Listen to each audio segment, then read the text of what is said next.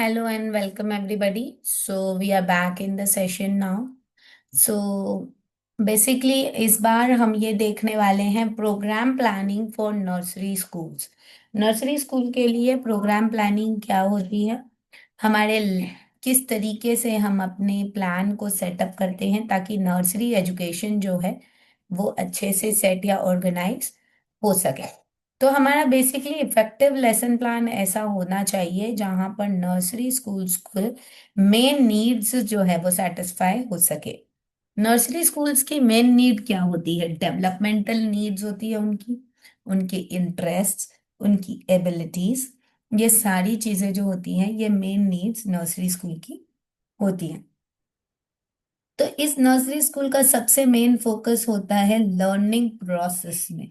ठीक है, जो लर्निंग प्रोसेस है वो इंटरैक्टिव हो। और देखिए बच्चों का जो माइंड होता है ना वो काफी एब्जॉर्बेंट होता है, वो अपने आसपास के एनवायरनमेंट से कई चीजों को एब्जॉर्ब कर रहे होते हैं। ठीक है, तो जब वो अलग अलग चीजों को एब्जॉर्ब कर रहे होते हैं तो ये एब्जॉर्बिंग एस्पेक्ट जो है उनको अंडरस्टैंडेबल मैटर में रहे।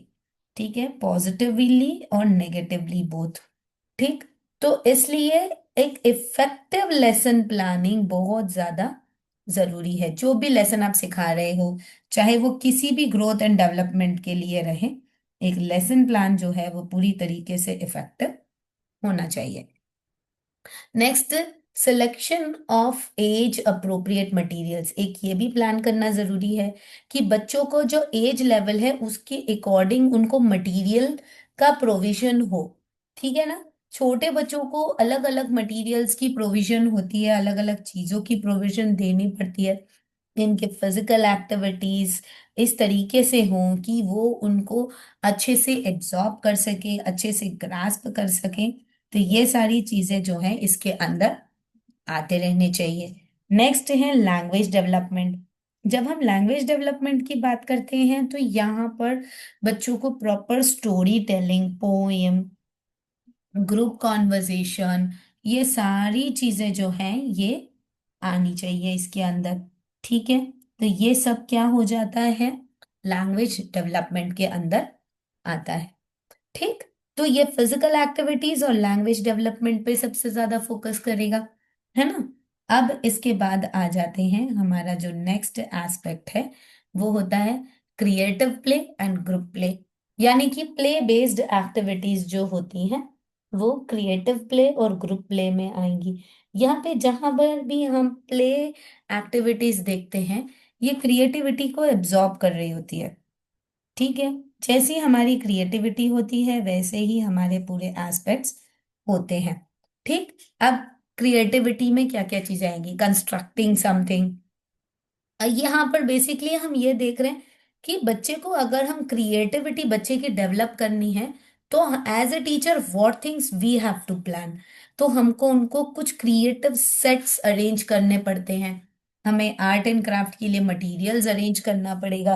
अगर बच्चा कोई रोल प्ले एक्टिविटी कर रहा है तो उसके लिए अगर उसको किसी चीज की जरूरत होती है ताकि वो रियल वे आउट या लुकआउट अपना दिखा पाए या समझा पाए, तो उसके लिए भी हमको मटेरियल प्रोविजन देना पड़ेगा। कोई ग्रुप एक्टिविटी कर रहे हैं तो पूरे ग्रुप का कोऑर्डिनेशन की व्यवस्था उनको, मतलब आपको, जैसे फॉर एग्जांपल अगर आप कोई रोल प्ले करा रहे हो तो रोल प्ले के लिए आप अगर ग्रुप में कोई एक्टिविटी करा रहे हो तो आपको पहले से स्क्रिप्ट रेडी करनी पड़ेगी। ठीक है, आपको डायलॉग्स रेडी करना पड़ेगा, तो ये आपकी प्रॉपर प्लानिंग होगी। Unless you do not plan, you won't be able to give any setup. Next is flexible and dynamic planning. अभी कुछ प्लानिंग ऐसी करनी पड़ती है जो फ्लेक्सिबल होती है, जैसे कि कोई बच्चे हैं जो जिनका कुछ बेस है वो क्लियर नहीं हुआ। अब मैं आपको मेरा खुद का एक एक्सपीरियंस बताती हूँ। मैं जब प्री स्कूल में एक बार गई थी तो वहां पर मैंने ये देखा कि प्रीवियस जो प्रिंसिपल थे उस स्कूल के, उन्होंने क्या करा था कि एलकेजी के बच्चों को स्मॉल लेटर्स पहले सिखाए थे, कैपिटल लेटर्स नहीं सिखाए। यूजुअली कोई बच्चा अगर दूसरे स्कूल से आता है तो वो कैपिटल लेटर्स कर कर आता है। ठीक है, फिर उसको स्मॉल लेटर्स सीखने होते हैं यूजुअली एलकेजी में, ज्यादातर जनरली यही चीज, यही कॉन्सेप्ट चल रहा होता है इंडिया में। ठीक है ना। अब क्या हुआ कि कुछ बच्चे जो बाहर से आए, तो वो कैपिटल लेटर सीख कर आए थे।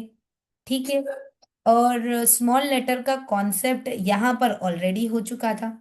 अब यहाँ पर कैपिटल लेटर सिखाया जा रहा था, क्योंकि स्मॉल लेटर्स ये बच्चे ऑलरेडी सीख गए थे।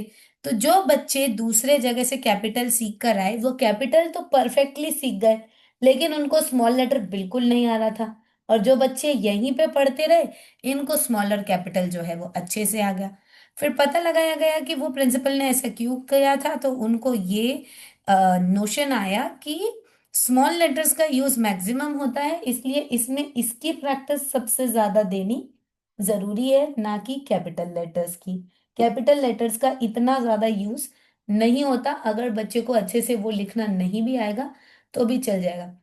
उनका सोचना, उनकी थिंकिंग सही थी, लेकिन जब तक ये चीज यूनिवर्सली एक्सेप्ट नहीं हो रही, जब तक बच्चे, पूरे इंडिया के बच्चे इस पैटर्न को फॉलो नहीं कर रहे, तब तक आप इस सिस्टम को अपने अकेले स्कूल में नहीं चला सकते। ठीक है ना। तो child centred approach, child centred approach मतलब बच्चे को जहां जैसी जिसकी जरूरत होती है, उसके अनुसार फ्लेक्सिबिलिटी होना बहुत ज्यादा जरूरी होता है ना।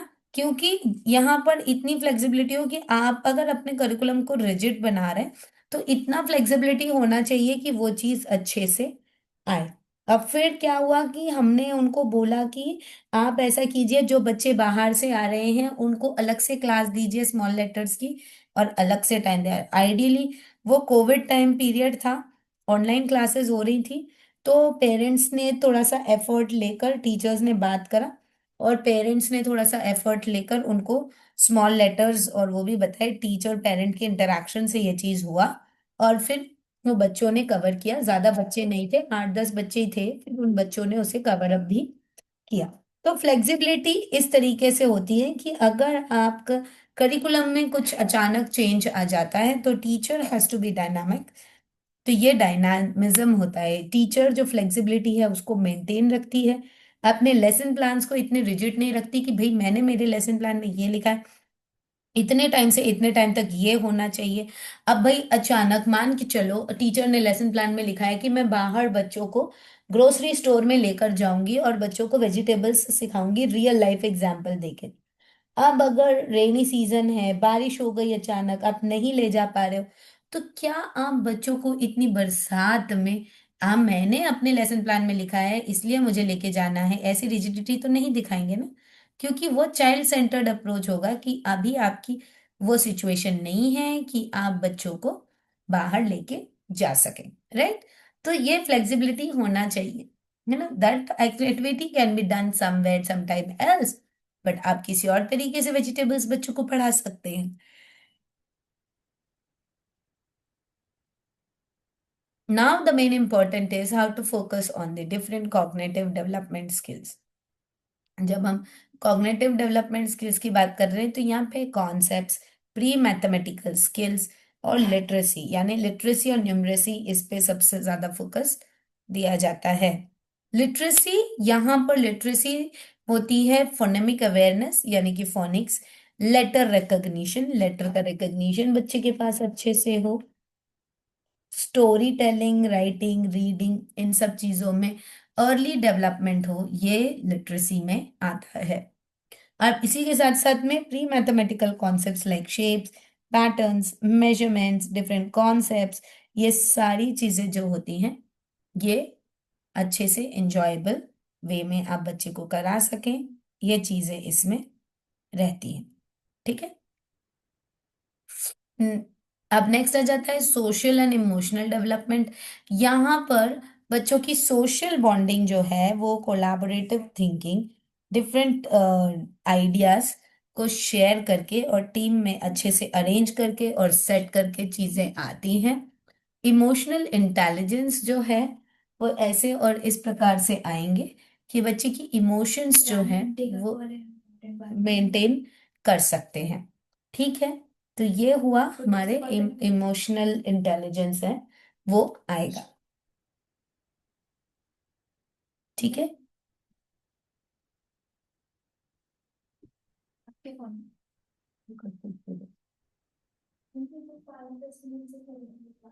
तो ये हुआ इमोशनल इंटेलिजेंस। ठीक है। नेक्स्ट आ जाता है development of physical and motor skills. बच्चे की फिजिकल और मोटर स्किल्स जो होती हैं ये डेवलप होती हैं और ये मेंटेन रहती हैं। इनकी मोटर स्किल्स में आ जाती हैं play activities, dancing, running, art and craft activities, और ये मदद करती हैं फिजिकल एबिलिटीज पे। दो टाइप की मोटर स्किल्स होती हैं, fine motor skills and gross motor skills. ठीक है। तो फाइन मोटर स्किल्स जहां पर बारीक चीजों पर फोकस या गौर किया जाता है, ग्रॉस मोटर स्किल्स जहां पर ओवरऑल बॉडी डेवलपमेंट का विकास होता है। ठीक है। तो ये वो सारी चीजें, इन सारी एक्टिविटीज को डेवलप करने के लिए प्रॉपर प्लानिंग की जरूरत पड़ती है, तभी आप इनके लर्निंग आउटकम्स को एक्सेस कर सकते हैं। तो उसके लिए कैसे जज और कैसे एक्सेस करना है वो सब यहाँ पर दिया गया है। इनको अभी हम थोड़ी देर में देखते हैं। देखिए, जो इंडिकेटर्स होते हैं, ये इंडिकेटर्स मदद करते हैं कि माइलस्टोन मिला है या नहीं मिला, माइलस्टोन अचीव हुआ है या नहीं हुआ, इन चीजों को जानने या समझने के लिए। ठीक है। बच्चे की कॉग्निटिव प्रोसेस, बच्चे की सोशल प्रोग्रेस, ये सारी चीजें तभी पता चलेगी जब बच्चे की problem solving skills, logical thinking, different language abilities, इन सारी चीजों को जब हम असेस करते हैं। ठीक है। Next is social progress. हमारी जो सोशल प्रोग्रेस है वो वैसा और उस तरीके से हो जहां पर उनके बिहेवियर को डेवलप किया जा सके। ठीक है। तो ये हुआ individual progress, sorry social progress और कॉग्निटिव प्रोग्रेस एस्पेक्ट। ठीक है। Next, individual progress report. हमारी जो इंडिविजुअल प्रोग्रेस रिपोर्ट है वो ऑब्जर्वेशन बेस्ड होती है, पेरेंट टीचर एसोसिएशन के अकॉर्डिंग होती है। ऑब्जर्वेशन बेस्ड असेसमेंट कैसा होता है, जहां पर हम ऑब्जर्व करते हैं कि बच्चे ने क्या एक्टिविटी करी और फिर हम चेक करते हैं कि ये एक्टिविटी से इसकी ये डेवलपमेंट हुई। पेरेंट टीचर एसोसिएशन यानी पेरेंट टीचर मीटिंग में ये चीज पता चलती है कि जहां पर हम बच्चे की ओपन कम्युनिकेशन को, बच्चे की जनरल कम्युनिकेशन को, बच्चे की डेवलपमेंट को पेरेंट के साथ डिस्कस करते हैं एज अ टीचर, और इनकी डेवलपमेंट की कोलैबोरेटिव अप्रोचेस को एक्सेप्ट करते हैं। तो ये होती है पेरेंट टीचर एसोसिएशन। ठीक है। नेक्स्ट आ जाती है करेक्टिव स्ट्रैटेजीज। अब करेक्टिव स्ट्रैटेजीज बहुत ज्यादा जरूरी है। Why corrective strategies are important? Because कई बार कुछ चीजें हम उस वे में करते हैं जो वे बच्चे के लिए एक्सेप्टेबल नहीं होता।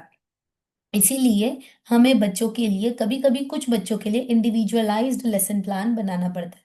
जैसे कुछ बच्चे हैं जो नहीं लिखते, तो अभी कई टीचर्स आपने देखे होंगे ना कि वो टीचर टेबल पे बच्चे को बुलाते हैं, वहां खड़े रहकर लिखवाते हैं कि भाई नहीं, आपको लिखना है, मतलब लिखना है, कैसे भी लिखो यानी लिखो। ठीक है। तो उसको, बच्चे को लिखना ही पड़ेगा, इधर उधर ध्यान ही नहीं देगा, फोकस करेगा और लिखेगा।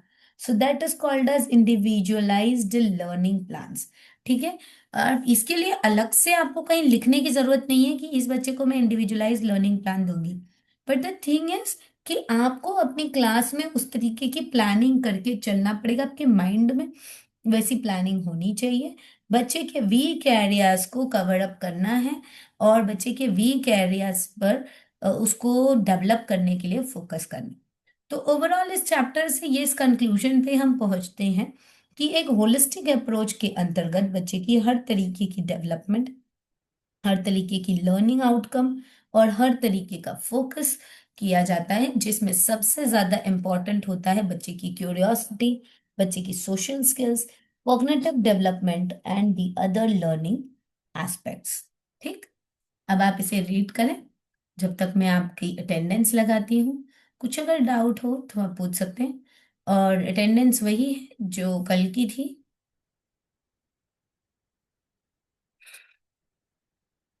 Stopping the record.